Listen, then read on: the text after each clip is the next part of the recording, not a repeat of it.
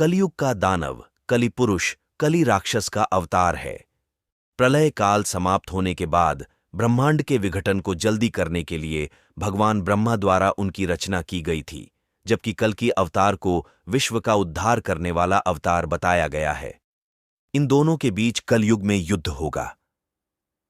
आइए जानते हैं उन महत्वपूर्ण व्यक्तियों को जो इस युद्ध में कलि पुरुष और कल्कि भगवान की ओर से अहम भूमिका निभाएंगे।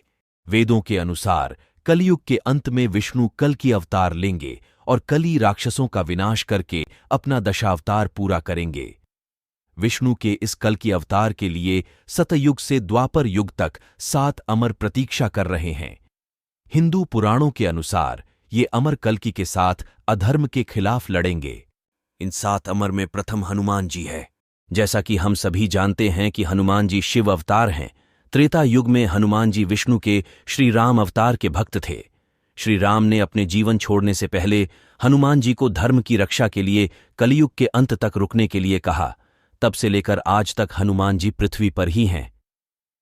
द्वापर युग में हनुमान जी ने भी स्वयं को प्रकट किया था और उनके अस्तित्व के कई प्रमाण इस धरती पर मौजूद हैं। वेदों के अनुसार कलयुग के अंत में हनुमान अधर्म से लड़ने के लिए कल्कि से मिलेंगे।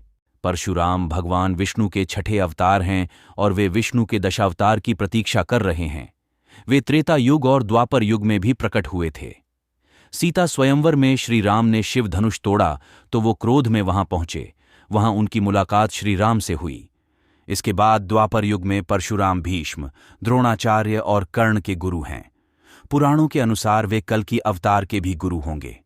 कल्कि अवतार के जन्म तक परशुराम महेंद्रगिरी पर्वत पर गहन ध्यान में रहेंगे। तीसरे व्यक्ति जो कल्कि अवतार की प्रतीक्षा कर रहे हैं वह अश्वत्थामा है। वह द्वापर युग में द्रोणाचार्य का पुत्र है और वह अभिमन्यु के पुत्र को उसकी पत्नी उत्तरा के गर्भ में अपने ब्रह्मास्त्र से मारने की कोशिश करता है। यह जानकर भगवान कृष्ण ने अश्वत्थामा को इस ब्रह्मांड के अंत तक हर दिन दर्द में रहने और मौत की तलाश करने का श्राप दिया। तब तक वह न मरेंगे न जिएंगे, इस अभिशाप से पीड़ित रहेंगे। वेदों के अनुसार यह उल्लेख किया गया है कि उनका श्राप विष्णु के कल्कि अवतार द्वारा जारी किया जाएगा। चौथे व्यक्ति वेद व्यास है। वे 4 वेदों ऋग्वेद, यजुर्वेद, सामवेद और अथर्ववेद के रचयिता हैं। इसके साथ ही उन्होंने 18 पुराण लिखे और भगवद गीता की रचना भी की। उन्होंने अपने ग्रंथों में भी कल्कि अवतार का उल्लेख किया है। वह कल्कि अवतार की प्रतीक्षा में गहन ध्यान में है। विभीषण भले ही वह रावण का भाई है, उसने रावण को श्री राम के खिलाफ लड़ने से रोकने की कोशिश की। श्री राम के एक महान भक्त के रूप में वह श्री राम को रावण को नष्ट करने में मदद करता है। श्री राम ने विभीषण को चिरंजीवी बनने और कलयुग में कल्कि अवतार का आशीर्वाद प्राप्त करने का समर्थन किया। बलि भक्त प्रहलाद के परिवार से था। वह बहुत आक्रामक था। इस पर काबू पाने के लिए विष्णु ने वामन अवतार लिया और अपने विराट रूप में वामन ने बलि को पाताल लोक में धकेल दिया। तभी से वह मोक्ष प्राप्ति के लिए कल्कि अवतार की प्रतीक्षा कर रहे हैं। संस्कृत ग्रंथों के अनुसार कृपाचार्य चिरंजीवी हैं। द्वापर युग में वह अश्वत्थामा के चाचा थे और जब पांडव और कौरव बच्चे थे तो वह उनके पहले गुरु थे और वह अर्जुन के पोते परीक्षित के भी गुरु थे। वह एक महान योद्धा थे। उन्होंने महाभारत के युद्ध में अकेले ही 60,000 सैनिकों का सामना किया था और तभी से उन्हें महारथी का नाम भी मिला। उनकी ईमानदारी के लिए भगवान कृष्ण ने उन्हें चिरंजीवी बनने का समर्थन किया। तब से वह विष्णु के कल्कि अवतार की प्रतीक्षा में गहरे ध्यान में है। जब कल्कि भगवान की सेना में ऐसे महान शक्तिशाली देव होंगे तो कलि पुरुष भी बहुत शक्तिशाली होगा।